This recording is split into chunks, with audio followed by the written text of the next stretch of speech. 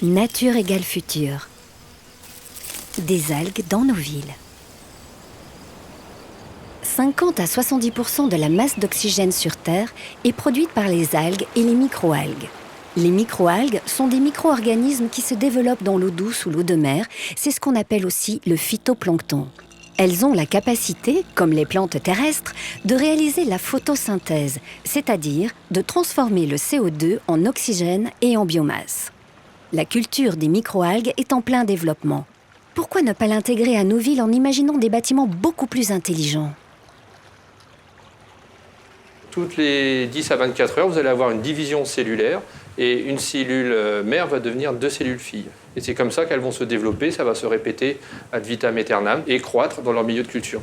XTU est une agence d'architecture qui s'est intéressée à la culture des microalgues parce qu'elle s'intéresse avant tout à penser une ville plus durable en associant le vivant à nos villes, à nos habitats urbains.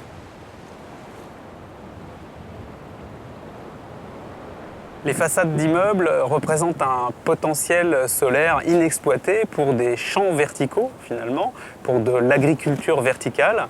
Et on peut effectivement y cultiver des microalgues qui, elles, ont besoin de beaucoup de soleil pour se développer. Quand XTU est venu nous voir au laboratoire GEPA, sachant qu'on travaillait sur la culture de microalgues depuis assez longtemps, ils nous ont proposé justement ce projet d'intégrer les cultures d'algues à des bâtiments. Et là, d'un seul coup, il fallait penser verticale en milieu urbain. Le laboratoire du GPEA a donc mis au point un photobioréacteur.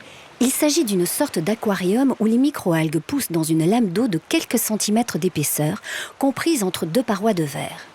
Cette innovation, appelée biofaçade, permet de mieux bénéficier du rayonnement solaire que dans des bassins.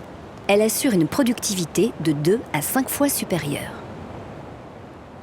On a d'un côté les cultures d'algues qui ont besoin également de CO2. Un bâtiment va générer du CO2 par exemple par des chaudières et des nutriments qui peuvent être aussi apportés par les effluents liquides du bâtiment, qui ont besoin de lumière.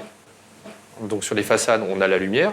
À l'inverse, vous avez un bâtiment qui a aussi des besoins par exemple de régulation thermique, de chauffage ou de refroidissement. Vraiment, c'est l'interaction entre les deux qui est l'originalité majeure et l'innovation majeure du système. Alors effectivement, on est dans une approche totalement métabolique du bâtiment. Il n'y a plus de déchets véritablement. Tout ce qui est émis par le bâtiment, par les humains, par l'activité humaine, pourrait être valorisé beaucoup mieux et à ce titre servir effectivement une agriculture d'un nouveau genre.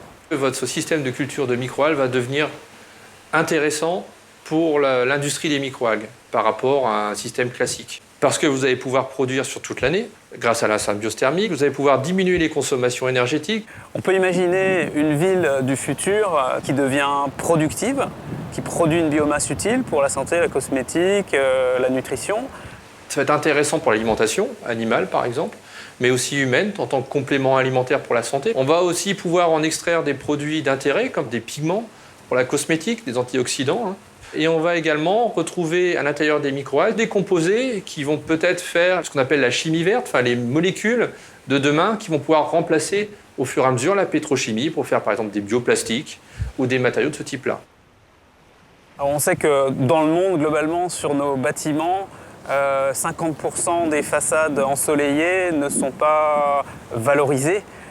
Donc on pourrait imaginer à l'avenir des villes productives, des villes où sur toutes les façades, on pourrait cultiver des microalgues.